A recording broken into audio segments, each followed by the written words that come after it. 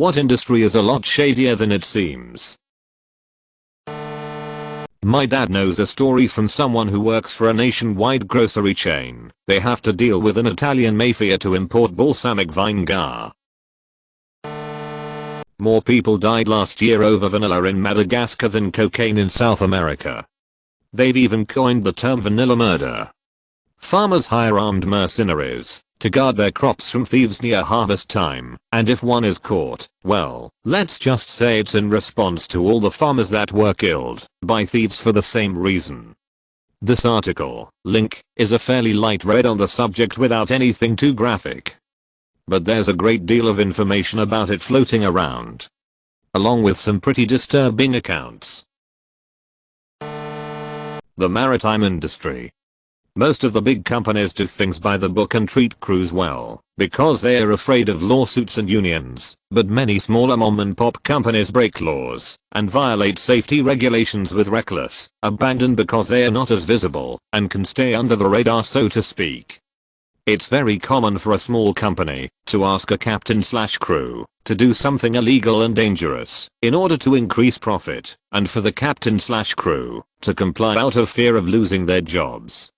And that's just the US maritime industry. Sailors from poorer nations who work on ships are often fed little more than rice and cheap ramen for months at a time, and paid pennies for their back-breaking work. I love running tugs for a living, but the industry as a whole is rife with shady business. A lot of hobby fish importing is pretty shady. You have farms of certain types of fish like bettas in some areas of the world that are run with the fish in horrible conditions. Which is why a lot of the ones you get in a major chain store are sick before you even bring them home. The stores will blame the fish being stressed, but I've ordered and received hundreds of fish from small breeders/sellers and outside of Cory catfish that really enjoy committing suiciding by poisoning their own water. The fish arrive healthy and fine. Outside of boutique fish farming, the way some wild fish are caught is just horrible. The trappers will likely poison the water supply to knock out the fish, then scoop them out of the water without a care for that area's ecosystem. This has led to depletion of some natural species to the point they are now endangered. Lastly, boutique fish sellers/major chains do not give half a rat's ass what happens to the fish in the end. This means that people who buy fish like plecus, bettas, goldfish, etc. end up getting sick of them and dumping them in local waterways to supposedly get rid of the problem. So in some areas, these fish have completely destroyed the local water ecology because, like other invasive land species, they were never meant to be there.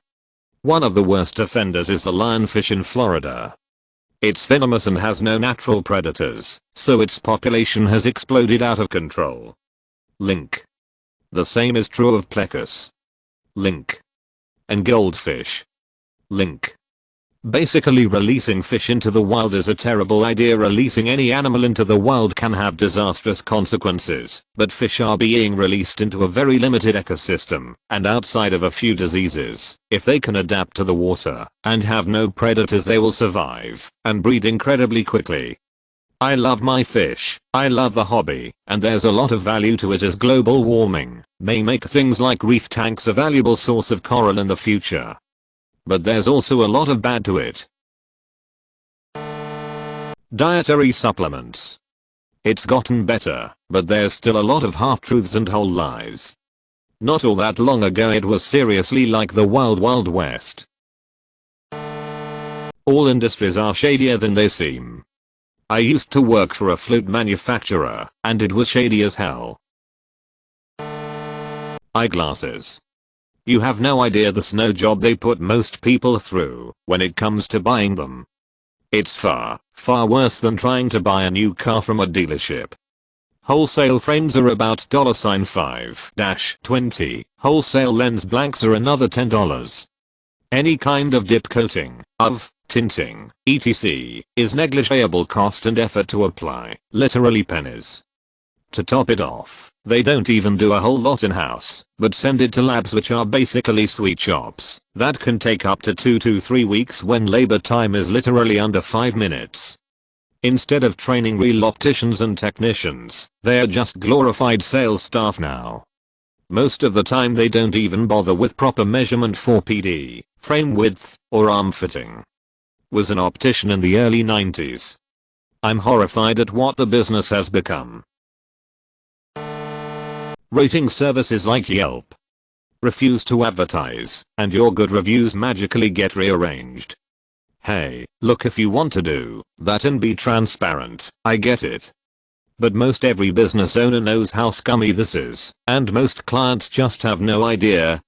I have a business that isn't something that would usually be looked for on Yelp. They called and I just froze. Luckily I do long-term rentals and was sold out. Explained I wouldn't have an opening for months. They seemed to leave me alone. Yet they have my business on the front page of Google search, under the wrong category. Great, you made it to the end. Now smash that like button, and subscribe for even more videos like this one.